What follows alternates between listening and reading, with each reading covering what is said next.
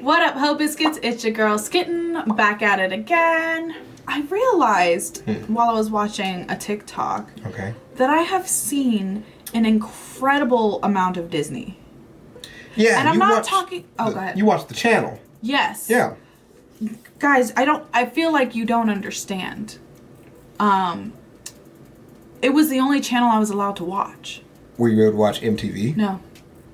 BET? No. PBS? Nope. WB? No. Spike? No. Comedy Central? No. CNN? No. CNN? No. Just Disney? Just Disney. Nickelodeon? It's Nope. like the same thing. Cartoon Network has cartoons. It's for kids. Nope. Damn. So, some of you guys know that I have a younger brother. I mean, if you guys don't know, you should know. Shouts out to him. Anyway, have a younger brother. He is great, but he only likes to watch the Disney Channel. And as a child, when we would fight over the remote, right, and then I would take the remote and change the channel, he would then scream. So then my parents said, "You're not allowed to change the channel." And then he said, "Perfect." So then all I watched for 10 plus years was Disney Channel. I could probably recite, I could probably go word for word for certain episodes of Hannah Montana. Damn. Sweet Life of Zack and Cody. Damn. Like, I bring that up because every time you guys reference something, right? Like, you guys are like, "Oh man, Nickelodeon, you know, like on Cartoon Network." When you guys talk about that, that's not nostalgia for me. Right. It's a new experience. Okay? You guys are like, "Why don't you like SpongeBob?" Because I didn't watch SpongeBob. I have no feelings of pleasant memories watching SpongeBob, okay? I never got there. Krusty Krab, pizza. Like, you guys talk about Cartoon Network, and I'm just like, yeah. what the fuck is Adventures of Flapjack? Oh my god, that show was awesome! What is that? But I just say all of that to say, take it easy on me, guys. Yeah. I've never even seen an episode of Degrassi. Oh my lord. All of that aside, yes. Today we are here to watch 5 more horrible ways animals can end you from Casual Geographic. That's a rough transition. It is. I hope you guys are doing well, and I hope you're staying safe and sanitized. Let's go be sad together. Let's do it.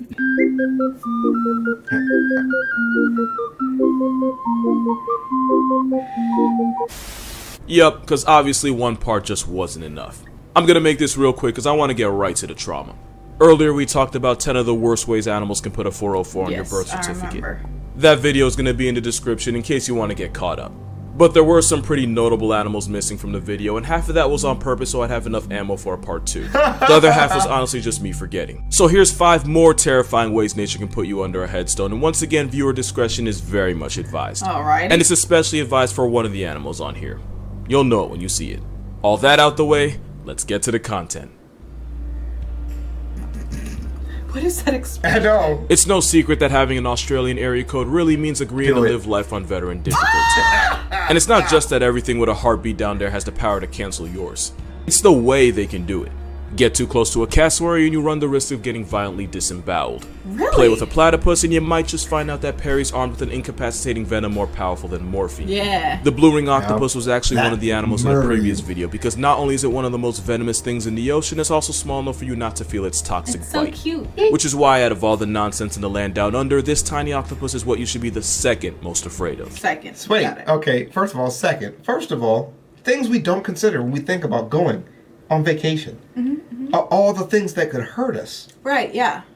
Why are you saying it like that? You think about it? I mean, that's assuming we make it there. The plane could fall Oh, at any point in time. all right, Miss Tragedy. Jesus. The reason it's second is because this thing still exists. Man of war. The Australian box jellyfish is the most venomous thing in the ocean, Oh, which it's obviously makes it one of the most venomous Huh. things in nature. They're armed with a crippling toxin, potent enough to turn you into a statistic in as little as 2 minutes. And that's because its venom is a neurotoxin that attacks ion channels in muscles, causing them to contract but not Yep. release. When those muscles happen to be in the heart, that's what can cause victims to go into cardiac arrest. There have been cautionary tales of people being stung by box jellies while swimming and not even having enough time to make it to shore. Wow. The reason the box jellyfish is so disrespectful with its venom is because it's specifically designed to incapacitate its struggling prey before they have a chance to snap its tentacles. I call them the biggest middle finger to Australia because they're the polar opposite of blue rings. The blue ring's deadly bite may be painless, but those rings it's named after are designed to warn you before you even have a chance to get that close. Which means the only way this octopus can be a threat is if you're crazy enough or dumb enough to hold one. Box jellyfish give zero warning. They're virtually impossible to notice until you feel the immobilizing agony that comes from the sting. That's messed up. If you accidentally brush up against those tentacles, thousands of sting cells blast microscopic harpoons into your skin, which is how the venom gets to you. Victims have said getting stung feels a lot like getting branded with a hot iron, which makes sense, because that's exactly what the scars look like. Even if you survive, it can still give you the world's most painful tattoo, and if you're really unlucky, a nasty case of necrosis. And if that wasn't horrific enough, one species managed to take it a step further. The Irukandji jellyfish is roughly the size of a penny, yet it's somehow the most intimidating animal Australia has. Irukandji jellyfish is roughly the size of a penny, yet it's... Did he say a size of a penny? Oh, yeah, it's tiny. Somehow the most intimidating animal Australia has to Excuse? offer. Its venom has been said to be 100 times worse than a cobra's and 1,000 times more toxic than a tarantula's. And because its venom is also a neurotoxin, symptoms can include crippling pain, vomiting, severe muscle cramps, escalating all the way to brain hemorrhaging, heart failure, and eventually a flatline. This tiny jellyfish can essentially destroy you from the inside. Its skin also put you in a comatose state almost indistinguishable from death. It basically turns you into the living dead. Oh my god. I'm not saying this homicidal sperm cell can cause a zombie apocalypse, but I am saying you do want to be ready. Which is why State of Survival lets you see how you do in a full-scale I Am Legend type zombie apocalypse. I like that. That was a It's free to play and available on both Apple and Google App Stores. Good job. And for a limited time, anyone that's able to upgrade to a level 6 unlocks the Joker feature. Yeah, the Joker. This feature lets you fight against his army of laughing zombies in the arena of doom. Oh no! In terms of just gameplay, there's multiple Imagine zombies laughing. Yeah. Terrifying. There's actually a storyline in Batman of that where he has like a laughing gas that turns people kind of zombie-like, but they're like smiling and stuff. Yeah. It's actually pretty unnerving. If I was like running from a zombie and I heard it laughing behind me, I'm breaking my own neck. Like I'm not doing this. Well, I don't want to be alive for it to eat me. Like, I definitely don't want to get eaten alive. That just sounds incredibly uncomfy. PvE. I prefer PvP, but only because I can't be truly satisfied winning unless I'm actively screwing someone else over. There's also the Explorer Trail option that lets you venture out into unknown areas and commit genocides on waves of zombies. And you're the good guy here, so it's justified. Download State of Survival using the link in the description and use the code CASUALGEOSOS to redeem an in-game starter pack that you don't want to miss. Downloading with the link also gives you a chance to earn several $50 Amazon gift cards, which to me isn't a bad deal. But what is a bad deal is if you manage to come into contact with this jellyfish. Because one of the symptoms of Irukandji syndrome is an overwhelming feeling of doom. Some victims will reportedly be so sure they were going to die that they would beg the doctors to put them out of their misery permanently. And that's because the venom can cause a release of catecholamine, one of the things responsible for your flight or fight response. Which makes this jellyfish one of the few animals that can bend you over psychologically as well as physically. Basically, it puts the fear of God in you to the point where you want to go meet him. That being said, with immediate medical attention, your chances of getting put on the news by a box jelly are surprisingly low. Doesn't change the fact that an estimated 50 to 100 people lose the lottery to this hellspawn each year. And because of the nature of the symptoms, that number could very well be higher and the deaths either go unreported or get falsely attributed to something else. The worst part is you will almost never see it coming. Unlike the next animal. My guy. Expression. A few comments from the previous video questioned why I left big cats off the list, and honestly the answer is pretty simple. Cats are nature's perfect little killing machines, but because they're not pack hunters like hyenas or wild dogs, they have to put their prey out of commission before they eat it. This minimizes the risk of injury and allows them to carry their prize to a much more secluded spot. Which means most big cats will mercy murk their prey with a quick but critical bite to the windpipe. But of course, there has to be an exception to every rule. Roll the clip. Yep. He said, I went for your head, bro. It's just carrying it casually. Jaguars are the only big cats that put their prey out of commission with a crushing bite directly through the skull. Jaguars are basically the bull sharks of cats. They're not the biggest or the most notorious, but pound for pound they're the strongest with the most devastating bite. A jaguar's max bite force has been estimated to be in a range from 13 to 1,500 pounds per square inch. That's impressive. That mouthpiece is not only strong enough to evict a turtle from its shell, but it produces enough force to puncture the skull and even pierce the brain. This method is enough to one-shot virtually anything in its area code, from capybara to caiman, and they've even been known to rip the cranial cap off of animals as tanky as the tapir, which can weigh over 800 pounds. Jaguars are ambush hunters that catch bodies by disabling their prey before they even have a chance to react, which is why a full-grown caiman with a brain the size of a walnut has virtually no shot against a motivated vice grip with whiskers.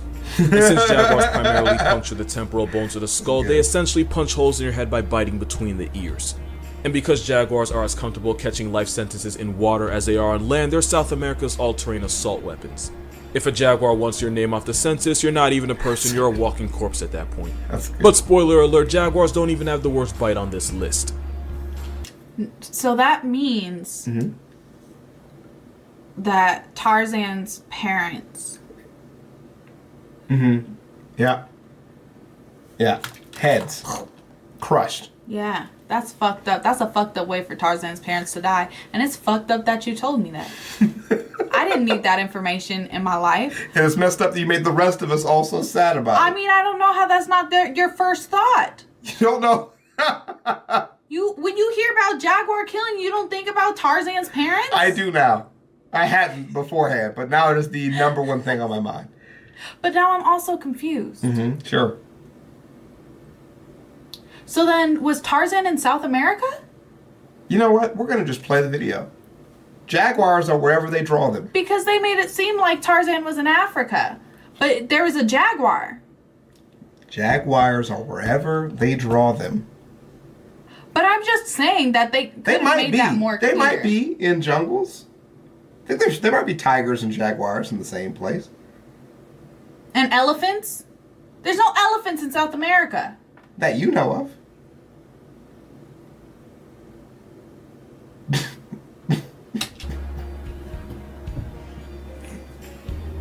This snake is naturally shy, How cute! non-aggressive, and would much rather slither away from confrontation. It's when it feels cornered that the bum sling shows you why it's one of the most venomous snakes to ever live. That's not how you say it. Who said it right? Tirzu. Oh, yeah. Yeah. I don't know how to say it. I'm not going to fucking butcher that word. Tirzu nailed it. But Tirzu did it right. This sub-Saharan serpent is armed with hemotoxin-riddled venom, which contains anticoagulants that limits the body's ability to form blood clots. Which is how this introvert of a snake can cause fatal hemorrhaging in tissues in muscles and the brain, causing you to bleed into an obituary. Oh! If left untreated, the bite from a bum sling can cause you to bleed from virtually every orifice, including the eyes, nose, gums, and even the anus. Why did he let it bite him Internal then? and external bleeding aside, there's two main reasons why this snake is a cell block D level menace. Number one is the lethal dose of the venom itself. It's been said that the amount of bum sling venom needed to introduce you to your ancestors is one of the lowest of any snake. Number two is because of the very nature of snakes. Venom is physiologically expensive to make, so snakes will often deliver dry bites when they don't want to inject venom. Right. Yeah. It's how they get their point across without wasting precious venom on a non-life-threatening situation. Oh, no. You're probably wondering how not releasing venom is a bad thing, and here's where nature shows you how much of a female dog she really is. Bum sling venom is slow acting, and it can take the victim several hours to feel the effects. This can cause victims to falsely assume the bite was dry and then not seek medical attention as urgently as they should. No. By the time you're bleeding out of your ass and eyes, you're already on the wait list to the cookout of the clouds. And without anti-venom, a complete blood transfusion could be the only thing keeping you from a box in the ground.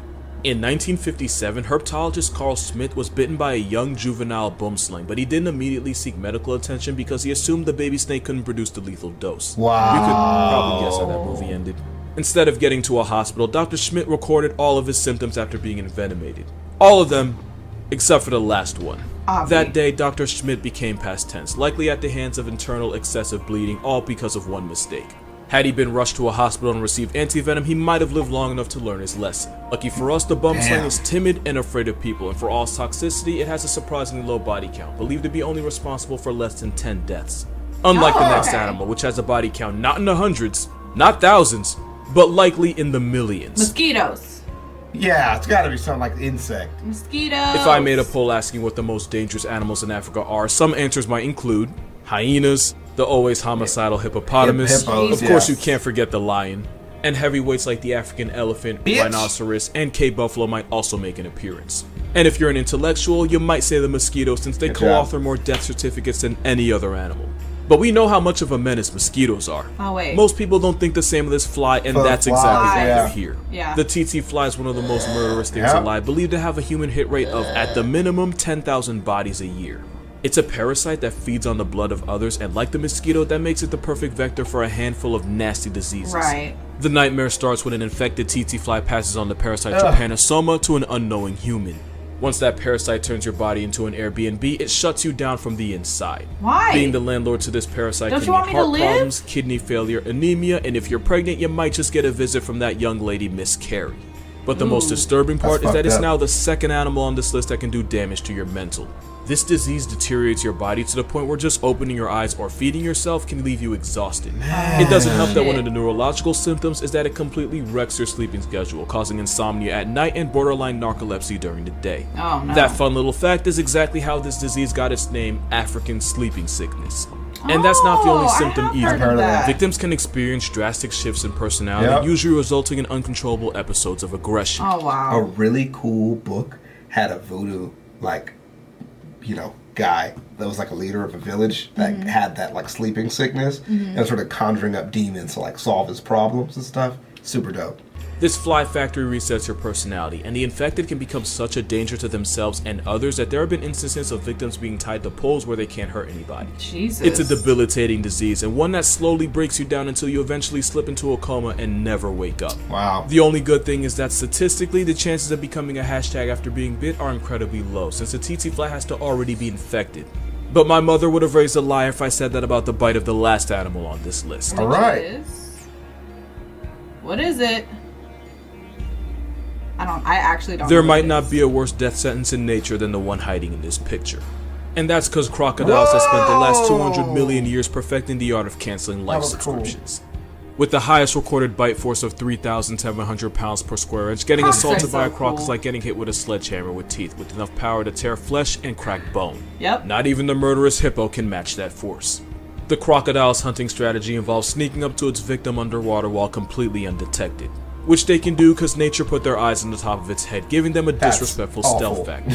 Those are all eyes, and they're all looking at you. Once they're close enough, they slam about 60 razor-sharp cones for teeth into their prey and then drag them into the water where they have a home court advantage. Especially since a crocodile can hold its breath for over an hour. It's over, dog. And as if death by reverse baptism wasn't enough, crocodiles have possibly the most unforgiving finishing move of any animal. Yeah. The crocodile's death roll is designed to rip their struggling prey apart into easier to swallow chunks of flesh.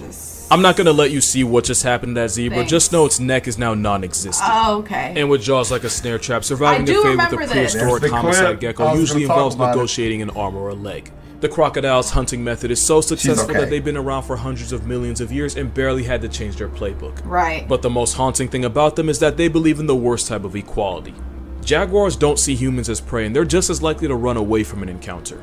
For all its venom, the bumsling's first choice is always pacifism. Right. For a crocodile, anything that makes enough of a disturbance in its waters can get put on a list. Yeah. And out of all crocodilians, it's the Nile and saltwater crocodiles that have been known to attack humans with enough regularity to be classified as man-eaters. Yeah. And because splashing only excites them, a good number of victims are small children that unintentionally play in its dining room. Crocodiles pack up about 1,000 people a year, and as we continue to encroach on their space, that number is only gonna get higher. And that's gonna do it for this video. Honestly, if this video doesn't get demonetized, I'd be more shocked than Pikachu, so my Patreon's gonna be in the description. Being a patron earns you access to videos before I post them, along with exclusive content you might not find anywhere else. That's pretty dope. Still talking about animals here. It's not that kind of exclusive. But again, it's totally fine if you're not in a position to give money. It's not fine if you don't subscribe though. Don't think that's okay. Hit that sub button or I'll auction your body to the highest bidding crocodile. I have the means, the resources, and the lack of morality to make it happen. To make up for that blatant threat on your way of life, here's Beaver Serotonin. Oh, nice. He's perfected content. It's perfect. This is great. Crocodiles really just be like, these hands are rated E for everyone. Yeah. And then they twist them off. If only you could put that much effort into defending your babies. Yeah. Crocodiles are terrible at defending their babies. And that's why they grow up so bitter, because of all of the loss. It's like that Harry Potter movie we watched. If we make him more sad, he'll be more effective. God. That's why they're nature's best depression. Well, I hope you guys enjoyed the video. Don't forget to leave your reaction requests and recommendations down in the comments below. Thank you so much for joining me, husband. I didn't have a choice. Always a pleasure to have your handsome face here smiling next to me. I've been blinking for help the whole time. Nobody showed up. Other than that, peace out, hope is gets. It's Skittenlit.